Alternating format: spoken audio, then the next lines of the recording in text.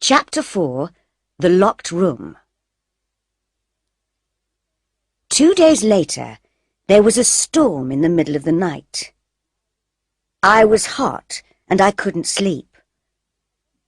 I got out of bed, went across to the window, and looked out at the night.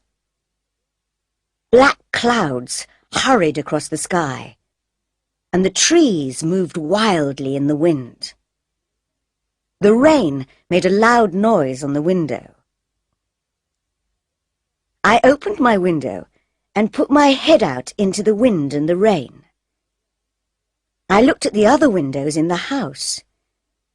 Most of them were dark, but one window had a light in it. Somebody isn't sleeping, I thought. Which room is that?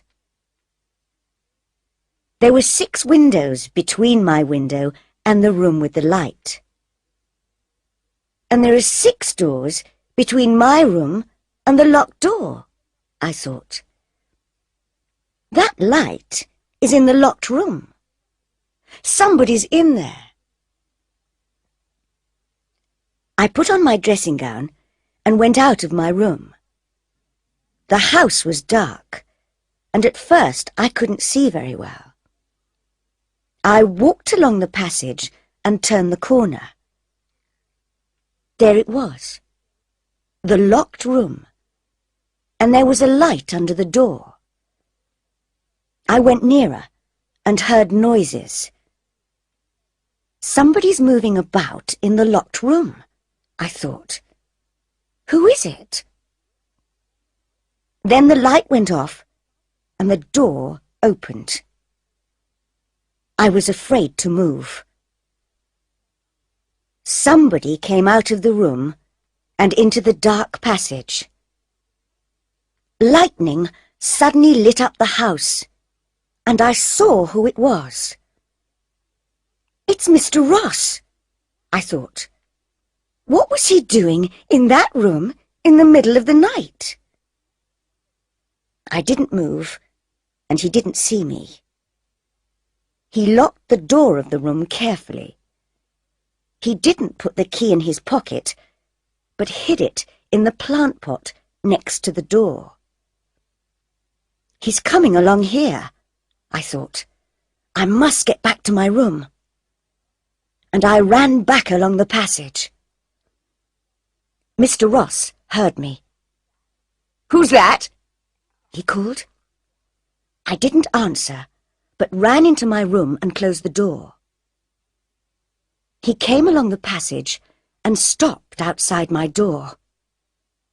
Then he walked past and went on down the stairs.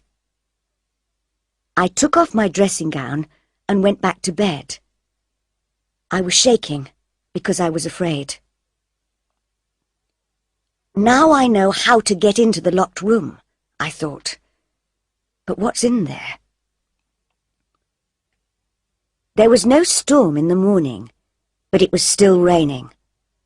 I got up early and worked on the farm. There were eggs from the chickens, and I put them in boxes. I helped to milk the cows and then took them out to the field. Later, I went back into the house for breakfast. "Did you sleep all right last night?" asked Mrs. Duncan. "Or did the storm wake you up?" "I slept all right," I said. I didn't want to tell her about the light in the locked room or about Mr. Ross. After breakfast, I went back upstairs. Mr. Ross was talking on the telephone in his office. My mother was working at her desk. I knew that Mrs. Duncan was in the kitchen and that Mr. Duncan was working in the garden. Where's Mrs. Ross? I thought. Then I looked out of the window and saw her with Tony Duncan. They were walking to the boat. He's taking her out in the boat, I thought. Perhaps she's going to Edinburgh. The boat moved away from the island, and I waited until it was out at sea. Then I opened the door of my room. There was nobody in the passage, and I ran along to the locked room.